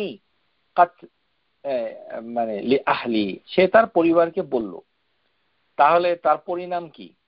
পরিণাম হচ্ছে আল্লাহ হচ্ছেন মানে তাকে শাস্তি দিবে। এই কারণে সে ভয় পেয়ে বলল, ইদা মাতা ফাহাররিকুহু সুম্মা উযরু নিসফাহু ফিল বাররি ওয়া নিসফাহু ফিল বাহরি, যে আমি মারা গেলে আমার শরীরটাকে তোমরা পুড়িয়ে ফেলো, ক্রিমেশন করে ফেলো। আমি তো ভালো কাজ করিনি, তো এখন আমাকে কি করবে? তো আমি যখন মারা যাব তখন আমার শরীরটাকে তোমরা আগুনে রোস্ট করো, তারপরে সেটাকে ছাই করো, মানে পুড়ে ফেলো। তো পুড়ে ওই ছাইগুলোকে মানে মানে পাহাড় পর্বতে ছড়িয়ে ছিটিয়ে দাও, আর সমুদ্রে অর্ধেক ছড়িয়ে ছিটিয়ে দাও। নিসফাহু ফিল বাহর ওয়া নিসফাহু ফিল বার, scatter half of it on the land and half of him in the sea. فوالله لئن قدر الله عليه لا يعذبنه عذابا لا يعذبه أحدا من عالمين। তখন সে বলছে, আল্লাহর কসম, আল্লাহ সুবহানাহু ওয়া তাআলা যদি আমাকে পেয়ে যায় তাহলে আল্লাহ আমাকে এমন শাস্তি দিবে, কেননা সে ভালো কাজ করেনি, যে দুনিয়াতে কাউকে এরকম শাস্তি আল্লাহ দেন নাই। লা ইউআযযিবান্নাহু আযাবান লা ইউআযযিবুহু আহাদান মিনাল আলামিন, সারা সৃষ্টির ভিতরে কাউকে এই শাস্তি দেন নাই, তাকে সেটা দিবে। এই কারণে সে ভয় পেয়ে পরিবারকে বলছে যে তার শরীরটাকে পুড়িয়ে ফেলতে। ফালাম্মা মাতা রাজুলুন ফাআলু মা আমারাহুম। এটি খুব ইন্টারেস্টিং যে যখন সে মারা গেল তখন তার পরিবার সে যেরকম আদেশ করেছিল যে তার শরীরটাকে পুড়ে ফেলে ছাই করে দিতে হবে, তারা তাই করলো। ফাআমারাল্লাহু বাররা ফাজামআ ফীহি, তখন আল্লাহ সুবহানাহু ওয়া তাআলা জমিনকে আদেশ করলেন। আমার আল্লাহ, লক্ষ্য করুন হাদিসের ভাষা কিন্তু আমার, আল্লাহ আদেশ করেছেন, জমিন সেই ছাইগুলোকে ফিরিয়ে নিয়ে আসছে। ওয়া আমারাল বাহরুজ ফাজামআ মা ফীহি, সমুদ্রকে তিনি আদেশ করেছেন যে তোমার ওই ছায়ের টুকরাগুলোকে তুমি ফিরিয়ে দাও। আমাদের বাংলাদেশে মানে মানুষের ভিতরে এমন দৃষ্টতামূলক লোক আমি দেখেছি, মসজিদের ভিতরে বসে প্রশ্ন করে যে এই যে প্লেন ক্রাশে যদি মানুষটা মারা যায় তাহলে তার কবরে সওয়াল জবাব কিভাবে হবে। আস্তাগফিরুল্লাহল আযীম। আল্লাহ হচ্ছেন আল কাদির, আল্লাহ হচ্ছেন শক্তিমান, সর্বশক্তিমান। তিনি আদেশ করবেন, মুহূর্তে হয়ে যাবে, ছাই হয়ে তার কবরে সওয়াল। আরে এই হচ্ছে আমাদের সমাজ, নিজের সওয়াল জবাব কিভাবে হবে সেটার কোনো খবর নাই। তিনি মসজিদে এসে একজন আলিমকে প্রশ্ন করছে যে যদি মানুষ পানিতে ডুবে মরে যায় অথবা প্লেনে ক্রাশ করে ছাই হয়ে যায় তাহলে তাকে কবরে তাকে সওয়াল জবাব জিজ্ঞাসাবাদ কিভাবে করবে। আস্তাগফিরুল্লাহ আযীম। এই যে এই হাদিসটাই হচ্ছে প্রমাণ যে আল্লাহ জমিন এবং সমুদ্রকে হুকুম করলেন, সাথে সাথে তার দেহ এক হয়ে গেল। ক্বালা লিমা ফাআলতা হাযা, আল্লাহ তাকে জিজ্ঞাসা করলেন যে তুমি এমনটা কেমন করলে, কেন তুমি পরিবারকে বললে যে আগুনে পুড়ে ছাই করে দাও আমার শরীর। ক্বাল মিন খাশিয়াতিক ইয়া রাব্বি ওয়া আনতা আ'লামু, হে আমার রব আমি আপনাকে ভয় করি। যে সে বলছে খাশিয়াতা ইয়া রাব্বি, হে আমার রব আপনাকে আমি ভয় করি, ওয়া আনতা আ'লামু, আর আপনি ভালো জানেন। ওই লোকটা কিন্তু আকীদা ঠিক আছে, কিছুটা ঠিক আছে কিন্তু কিছুটা ঠিক নাই। লোকটার কি আকীদা ঠিক আছে যে আল্লাহকে ভয় করলে আল্লাহ ক্ষমা করবে, এটা। আর আল্লাহ সুবহানাহু ওয়া তাআলা তার কর্মকাণ্ডকে যে আগেই জেনে ফেলছে, সেটাও সে স্বীকার করছে। তাহলে দুটো জিনিস সে জানে কিন্তু সব জানে না। এই হাদিসটা কিন্তু অনেক জটিল, এটা অনেকেই বুঝে না, এই কারণে আমরা একটু বিস্তারিত ব্যাখ্যা করছি। এই হাদিসটা ভালো করে বুঝতে হবে। ফাগাফারাল্লাহু লাহু, আল্লাহ সুবহানাহু ওয়া তাআলা তখন ক্ষমা করে দিলেন। এই ঘটনাটা কোন বনি ইসরাইলের ঘটনা নাকি উম্মতে মুহাম্মদের ঘটনা আমরা জানি না, আল্লাহ নোজ বেস্ট। এটা কখন সংঘটিত হয়েছে তাও জানি না, এটা আমরা জানি না। কিন্তু হাদিসে এসেছে, বুখারী মুসলিমের হাদিস, বুখারীতে এই শব্দটা অন্যভাবে এসেছে, ইজা আনা মুত্তু, আমি যদি মরে যাই, বা আহরিকুনি, আমাকে তোমরা জ্বালিয়ে দাও, ও আতহানুনি, আমাকে ক্রাশ করো, গ্রাইন্ড করো, একেবারে হাড্ডি গুড্ডি চূর্ণ করে, সুম্মা যাররানি ফিল রিহি, বাতাসে ছড়িয়ে দাও। মানে একটা হাদিসে এসেছে যে পাহাড়ে এবং সমুদ্রে অর্ধেক অর্ধেক ছাই করে দাও, আর একটা হাদিসের রেওয়ায়াত এসেছে যে বাতাসে ছড়িয়ে দাও। মানে আরো ভয় পাচ্ছে যে পানিতে আর পাহাড়ে দিলে তো সেটা থেকে যাবে, বাতাসে উড়িয়ে দাও, যেন কোনো অস্তিত্ব না থাকে, মানে একদম ভ্যানিশ করে দাও। এই হাদিসের ব্যাখ্যায় শাইখুল ইসলাম ইবনে তাইমিয়া রাহিমাহুল্লাহ তিনি বলছেন যে লোকটা আসলে জাহিল। বুঝতে পেরেছেন? এই লোকটা কিন্তু খুব শিক্ষিত নয়, প্রশংসা করার কোনো কারণ নাই, ভালো করে শুনুন। এই কারণেই বলছি, হাদিস পড়ে মানুষকে ভুল ব্যাখ্যা দিবেন না। হাদিস পড়ে হাদিস থেকে জ্ঞান নিতে হবে যে হাদিসটা বলতে কি বোঝায়। এই হাদিস সম্পর্কে এই কাজটা ওই লোকটা ভালো করে নাই। কেননা মুসলমান যদি হয় উম্মতে মুহাম্মাদি, তার শরীর সে পোড়াতে পারে না। বুঝেছেন? নিউ ইয়র্ক শহরে কতিপয় নামধারী মুসলিম, জানি না তারা মুসলিম কিনা, অথবা শোনা যায় এরকম টরন্টো এই সকল শহরে, যে তার ছেলেকে মেয়েকে ক্রিমেশ করবে, পুড়িয়ে ফেলবে, শরীয়ত বিরোধী। আমরা যারা হিন্দু মুশরিক, তারাও যদি মুসলমানদের দেশে মারা যায় এবং ওই হিন্দু লোকটার যদি কেউ না থাকে, তাতেও হিন্দু লোকটার দেহ পোড়ানো যায় না। এর দলিল হচ্ছে আলী রাদিয়াল্লাহু তাআলা আনহুর পিতা আবু তালিব, আমাদের রাসূলুল্লাহ সাল্লাল্লাহু আলাইহি সাল্লামের চাচা আবু তালিব। আবু তালেবের ইন্তেকালের পর আল্লাহ রাসূল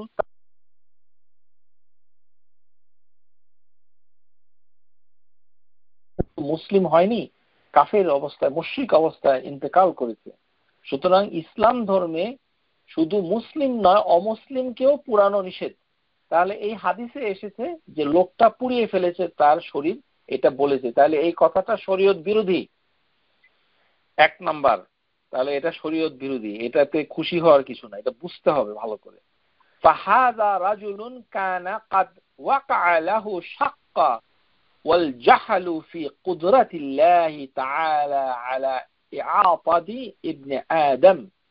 এই লোকটার আরেকটা সমস্যা হচ্ছে, তার অন্তরে ছিল ডাউট, সে সন্দেহ করছে আল্লাহর ক্ষমতা সম্পর্কে, কুদরাতিল্লাহ, আল্লাহর যে ক্ষমতা, এই সম্পর্কে সে জাহিল, সে মূর্খ, অজ্ঞ। সে জানে না যে বনি আদমকে আল্লাহ সুবহানাহু ওয়া তাআলা সে পুড়িয়ে ফেললেও সে একত্র করতে পারবে। অর্থাৎ আল্লাহর ক্ষমতা সম্পর্কে সে অজ্ঞ ছিল। বা'দা মা উহরিকু ওয়া যুররিয়া ওয়া আলা আন্নাহু ইউঈদুল মাইয়িতি ইয়াহশুরু ইযা ফাআলা বিযালিকা ওয়াহাদান আসলান আযীমান।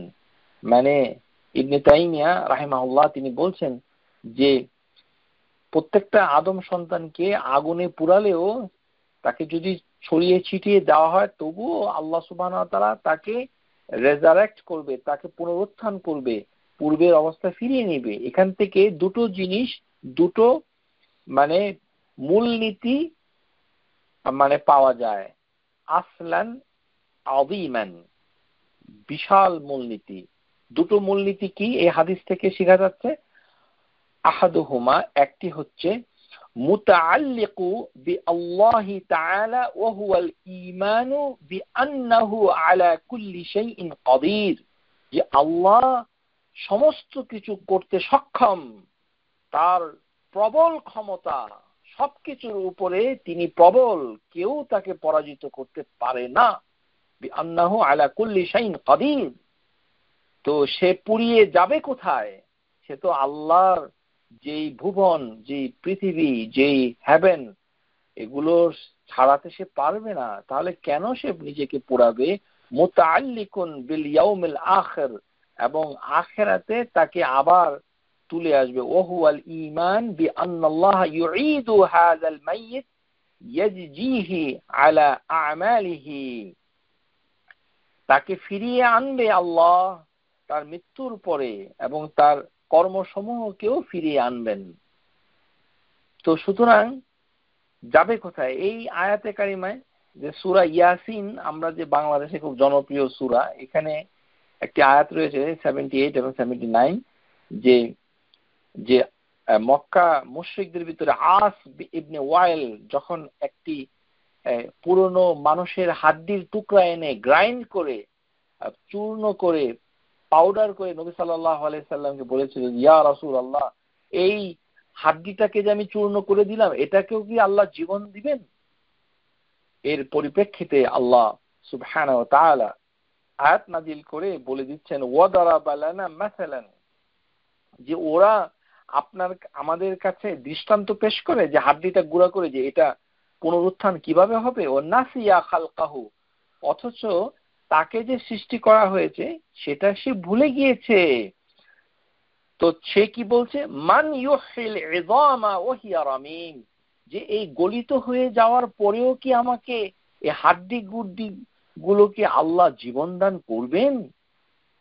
আল্লাহ সুবহানাহু ওয়া তাআলা তার রাসূলকে বলছেন, কুল ইউহয়িয়াল্লাযী আনশাআ আউওয়ালা মাররাহ ওয়া হুয়া বিকুল্লি খালকিন আলীম।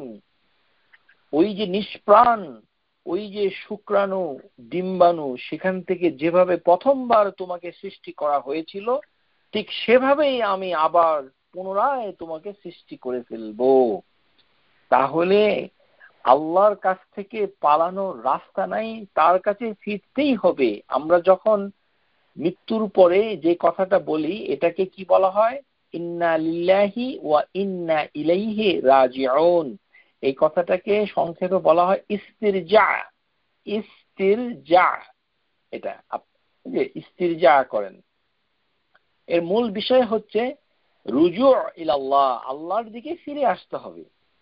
তো এখন আমাদের যে আধুনিক বাংলাদেশ, এইখানে পত্র পত্রিকাগুলোতে এবং শিক্ষিত সমাজের ভিতরে এই মৃত্যুর পরে কয়েকটা জিনিস এখন আমাদের দেশের সংস্কৃতির ঐতিহ্য হয়ে উঠেছে, যেটা কোরআন বিরোধী, হাদিস বিরোধী। সেটা কি? গতকাল রাত ৩টার সময় বাংলাদেশের উজ্জ্বল নক্ষত্র আব্দুল কলাগাছ মার্কা, মানে মানে বিশিষ্ট পাটখড়ি, তিনি না ফেরার দেশে চলে গেছেন। না ফেরার দেশে, এগুলি হচ্ছে আমাদের পত্রিকার ভাষা। তিনি না ফেরার দেশে চলে গেছেন।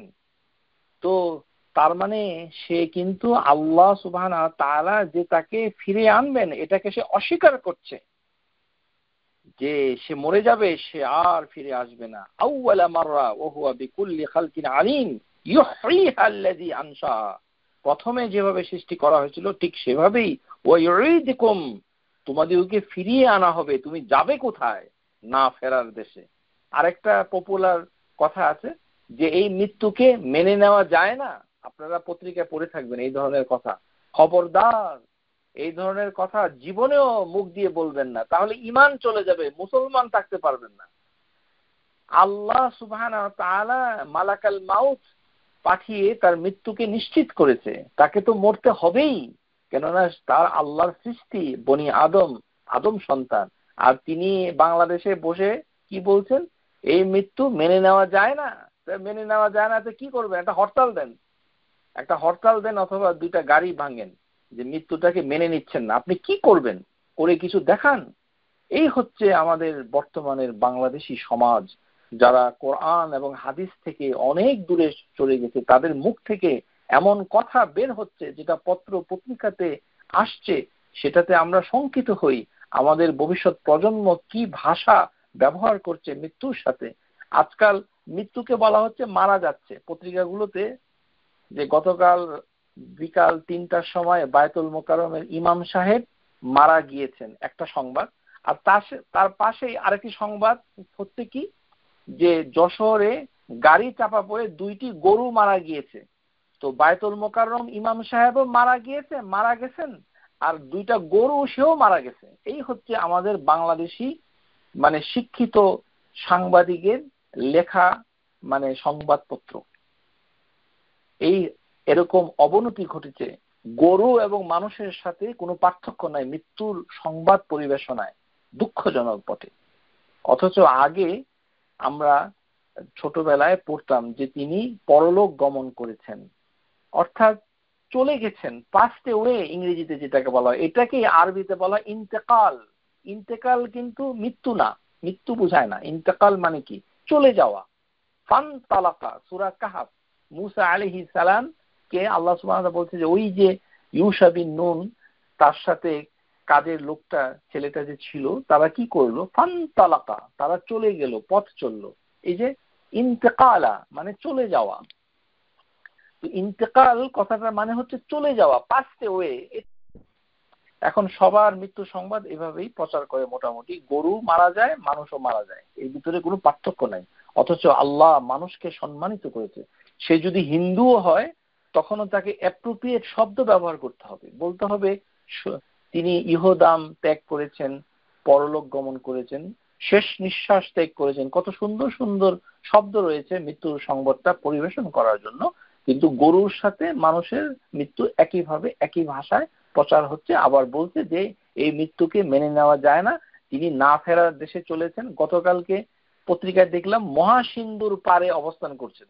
আরেক নতুন মানে মানে এগুলি মুসলমানের ঘরে এই ধরনের মানুষ কিভাবে জন্ম নেয়, আমি আশ্চর্য হচ্ছি। বাংলাদেশি সমাজ কিছুদিন, এই 2-1 দিন আগে একজন বিশিষ্ট ব্যক্তি ইন্তেকাল করেছেন এবং তার সংবাদটা পত্রিকা এসেছে যে জনাব অমুক অমুক তিনি মহাসিন্ধুর ওপারে অবস্থান করছেন, সেখানে তিনি বাতিঘর জ্বালিয়ে রেখেছেন।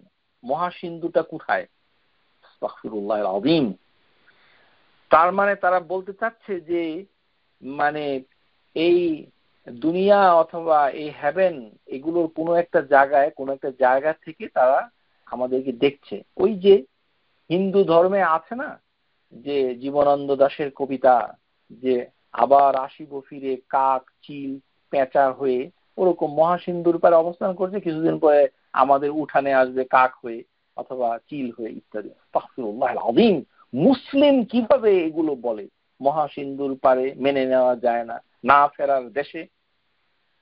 আল্লাহ সুবহানাহু ওয়া তাআলা বলছেন ওয়ালান আজিদা মিন দুনিহি মুলতাহাদা, আল্লাহ ছাড়া কোথায় আমি আশ্রয় পাবো? আইনামা তাকুনু ইয়াতি বিকুমুল্লাহু জামিআন। এই কারণেই আল্লাহ সুবহানাহু ওয়া তাআলা কোরআনুল কারীমের একটি আয়াত রয়েছে, আসুন ওই আয়াতটা আমরা ভালো করে শিখি। যারা তাফসীর করেন তারা এই আয়াতটা ভালো করে শিখে মানুষকে বলবেন, কেননা এটা ইন্টারেস্টিং আয়াত। সূরা আদ-দারিয়াত আয়াত নাম্বার 50। ফাফিরু ইলাল্লাহ ইন্নী লাকুম মিনহু নাযীরুম মুবিন। ফাফিরু ইলাল্লাহ, এই আয়াতের অনুবাদে আমাদের বাংলাদেশি কোরআনগুলোতে যে অনুবাদ হয়েছে সেটা কতটুকু শুদ্ধ সেটা জানতে গেলে নোবেল কোরআন ডক্টর মহসিন খান অথবা ওয়ার্ড টু ওয়ার্ড কোরআন যেটা আছে যে ডক্টর মোহর আলী রাহিমাহুল্লাহুমা, এদের অথবা হাফিজাহুল্লাহু, তাদের কোরআনের ইংরেজি অনুবাদ দেখতে পারেন। সেখানে লেখা আছে ফ্লি টু আল্লাহ, ফ্লি। আর বাংলা অনুবাদে লেখা আছে ধাবিত হও আল্লাহর দিকে। এটা তো ফাফিররু ফিরারান, অর্থাৎ পালিয়ে যাও, ফ্লিং টু আল্লাহ। এটা কিন্তু এটার অর্থ ফাফিররু ফিরা। তাহলে বাংলা অনুবাদ সঠিক হয়নি। যে অনুবাদটা করা হয়েছে ধাবমান হও, ধাবমান হও আল্লাহর দিকে। এই জন্য প্রিয় শ্রোতা, বাংলায় কি পড়তেছেন ওটা একটু ইংরেজিতে কোরআনগুলোর সাথে একটু মিলিয়ে দেখুন ঠিক আছে কিনা। ফ্লি, রান অ্যাওয়ে টু আল্লাহ, এটা একটু ব্যতিক্রম ধর্মে একটি আয়াত। এই আয়াতটা কোরআনুল কারিমে অত্যন্ত জটিল। আয়াতে আল্লাহ বলছেন ফাফিররু, পালিয়ে যাও, কিন্তু বলছে পালানোর কথা যখনই আল্লাহ বলেন তখনই আল্লাহ সুবহানাহু ওয়া তাআলা বলবেন মিন, এটা থেকে পালিয়ে যাও, কিন্তু আল্লাহ বলছেন ইলাল্লাহ, আল্লাহর দিকে পালিয়ে যাও। তাহলে কার থেকে পালাবে, কোথায় পালাবে? আবার বলছেন ইলাল্লাহ, আল্লাহর দিকে। এই জন্য ধাবমান হও আল্লাহর দিকে বাংলা ভাষায় আমাদের ডক্টর আবু মোহাম্মদ জাকারিয়া হাফিজাহুল্লাহ তার অনুবাদও দেখেন, ডক্টর মুজিবুর রহমান হাফিজাহুল্লাহ, তাদের সবার একই, ধাবমান হও। কিন্তু এটা ইংরেজির সাথে মিল নাই। এখানে অনুবাদ হবে পালিয়ে যাও আল্লাহর দিকে, এটাই হবে সঠিক অনুবাদ, পালিয়ে যাও, ধাবমান হও না। ধাবমান হওয়ার আরবি হচ্ছে কদ্দাম, কদ্দামা, ওয়াদি'a কদ্দামা, যে সামনে অ্যাডভান্স হও। এখানে বলা হচ্ছে ফেরারু, ফাফিররু। যারা তাফসির করেন তাদেরকে সতর্ক হতে বলছি, যারা বাংলা অনুবাদ পড়ে তাফসির করেন আপনি ভুল তাফসির করতে পারেন যদি আপনি ঠিক মতো না জানেন, সাবধান। ফাফিররু ইফরার ফেরারান, ফাররু মানে হচ্ছে ফিরিয়ে যাওয়া, ফেরারি। আমরা আসামিকে কি বলি? আমরা যে বাংলা ভাষায় কি বলি যে ফেরারি আসামি, ফেরার মানে কি? সে আসামিকে পুলিশ ধরতে পারে না, সে পালিয়ে বেড়াচ্ছে, ফেরারি। আহা, ফেরারি আসামি। তাহলে এটা আরবি শব্দ ফেরার। আল্লাহ এটাই বলছেন ফাফিররু, তুমি পালিয়ে যাও।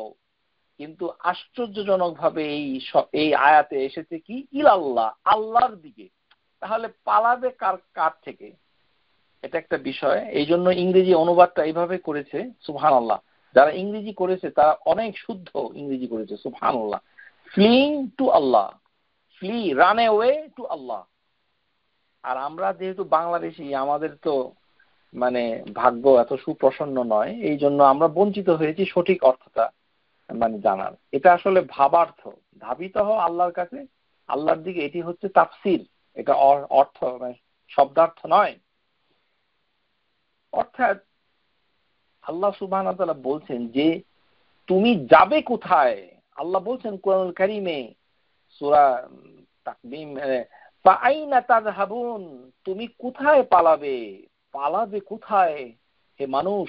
ফাআইনা তাযহাবুন, আল্লাহ হচ্ছেন মুহীত, ইহাতা বিকুল্লি শাইইন, তিনি কাফেরদেরকে, মানুষকে ঘেরাও করে রেখেছেন, যাবে কোথায়? ইয়া মাশারাল জিন্নি ওয়াল ইনস, আল্লাহ বলছেন ইয়াকুলুল ইনসানু ইয়াউমা ইযিন আইনাল মাফার, যে সেদিন মানুষ বলবে কোথায় যাবে সে, মাফার, কোথায় পালাবে মানুষ সেদিন?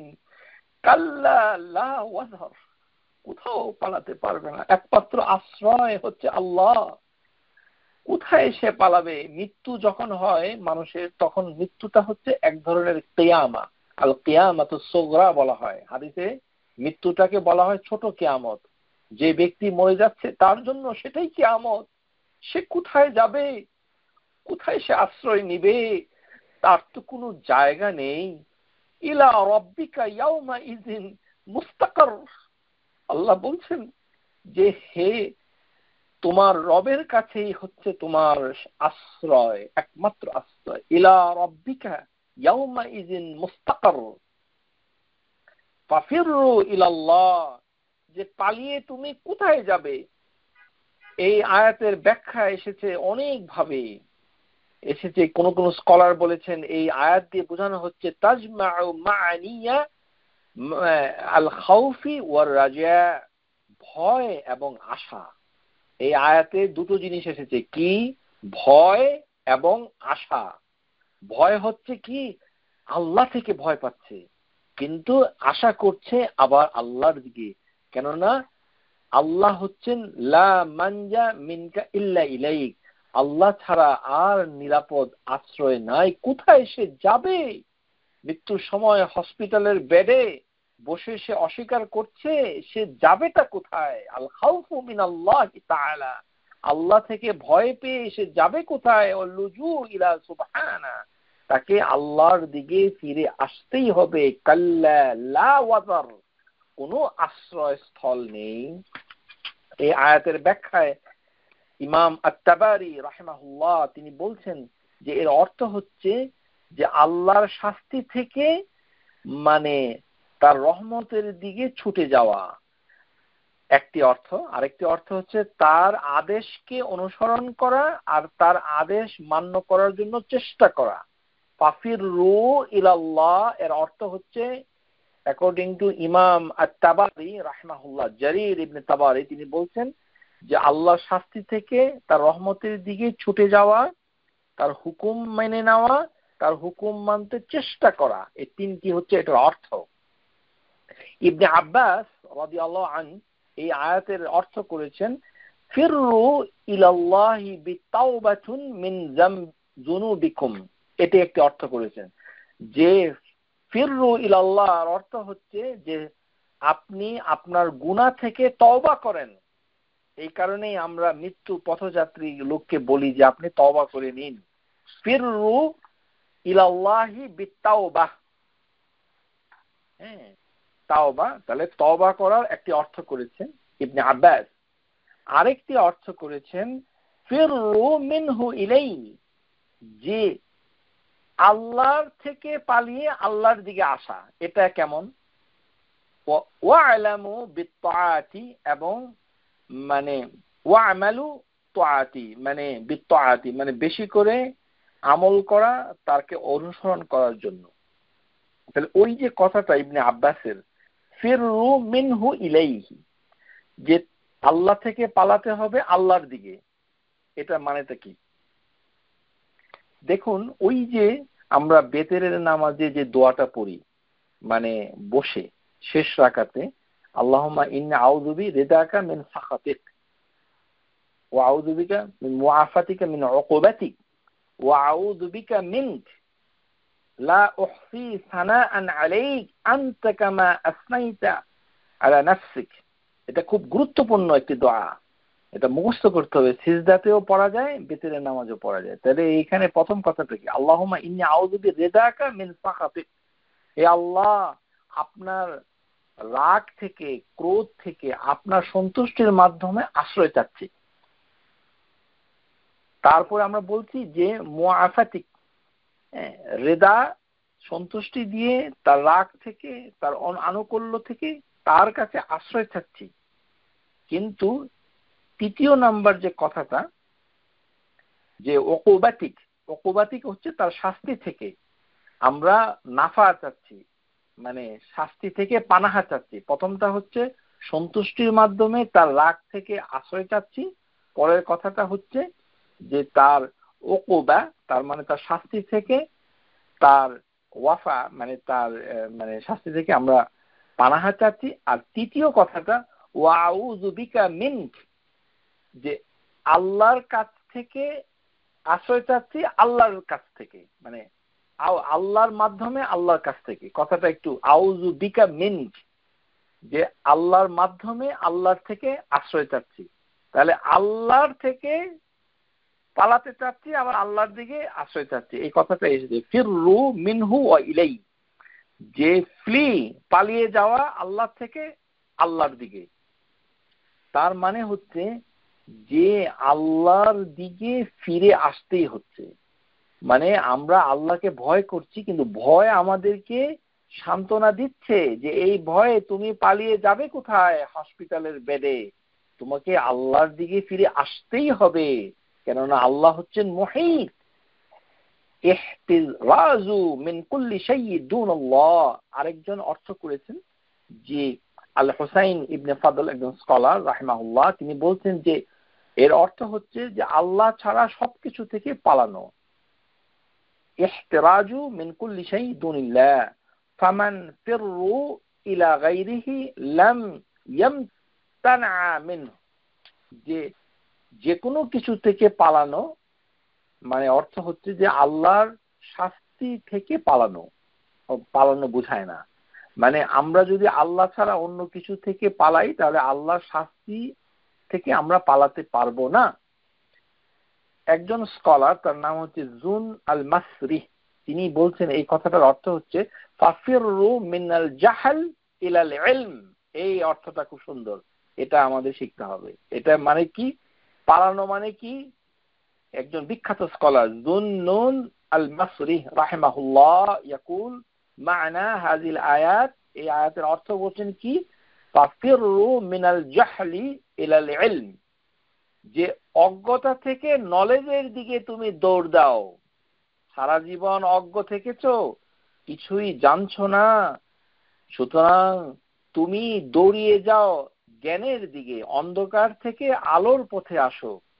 এটাই হচ্ছে ফাফির রু ইলাল্লাহ, আল্লাহর দিকে যাওয়া মানে হচ্ছে জাহাল, জহলা, ইগনোরেন্স থেকে নলেজের দিকে যাওয়া। আরেকটা অর্থ করেছেন ওমিনাল কুফরি ইলা শুকর, যে কুফুর থেকে শুকুরে যাও, মানে আল্লাহর নৈকট্য পাওয়ার জন্য আল্লাহর রহমত আনুগত্য স্বীকার করো, আল্লাহর আনুগত্যে সন্তুষ্ট প্রকাশ করো, শুকর আদায় করো, আর কুফরি থেকে বেঁচে থাকো। ফাফিরু মিন আনফুসিকুম ইলা রাব্বিকুম, নিজের থেকে পালিয়ে থাকো, নিজের নফস থেকে পালিয়ে থাকো, আল্লাহর যে তাকদীরের দিকে ফিরে যাও। ফিরু মিম্মা সিওয়া আল্লাহি ইলাল্লাহ, সবকিছু থেকে ফিরে যাও কিন্তু আল্লাহ থেকে মানে পালাতে পারবে না, ইত্যাদি। তাহলে মানুষ পালিয়ে যাবে কোথায়? কোথাও যাওয়ার জায়গা নেই। পালানোটা যদি সহজ হতো তাহলে কে পালাতে চাইতো? কুইজ আপনাদের প্রতি, আজকের রাতের শেষ কুইজ। সৃষ্টির ভিতরে আল্লাহ সুবহানাহু ওয়া তাআলা সৃষ্টি করেছেন, সবচেয়ে আল্লাহর সৃষ্টির ভিতরে সবচেয়ে বড় অপরাধ করেছে কে? আল ইবলিস। ইবলিসের অপরাধ হচ্ছে সবচেয়ে গুরুতর, কেননা সরাসরি সে আল্লাহর হুকুমকে অস্বীকার করেছে। আল্লাহ তাকে অভিশাপ দিয়েছেন, ইন্নাল ইবলিসু লা'নাহুল্লাহ, আল্লাহর অভিশাপ প্রাপ্ত ইবলিস। তাহলে ইবলিস চেষ্টা করেছে যে সে কিভাবে পালাতে পারে, তো তারই একটা প্রজেক্ট হচ্ছে বেঁচে থাকা। তো এই কারণে ইবলিস দোয়া করেছে যে হে আল্লাহ, আমাকে তুমি অনেক দিন বাঁচিয়ে রাখো। এই জন্য মৃত্যু পথযাত্রী যে খালি বেঁচে থাকলে রহমত প্রাপ্ত হচ্ছে, এই ধারণা করাটা ঠিক নয়। আমাদের অনেকেই এরকম ধারণা করে যে উনি একেবারে মরেই গিয়েছিলেন, মৃত্যু থেকে আবার বেঁচে এসেছেন। বেঁচে আসলে অনেক সময় রহমত হতে পারে, নট নেসেসারিলি খারাপ, কিন্তু অনেক সময় দেখা যায় সে এসে আগের যে তার আরো বেপরোয়া হয়ে গেছে, এরকম হয় অনেক সময়। কিন্তু আল্লাহ ভালো জানেন এটা তার মঙ্গলের জন্য হয়েছে নাকি না, মানে তার কপাল মন্দের জন্য হয়েছে, উই ডোন্ট নো। কিন্তু আমরা ইবলিসের উদাহরণটা দিয়ে যদি দেখতে পারি তাহলে ইবলিস কি বলছে?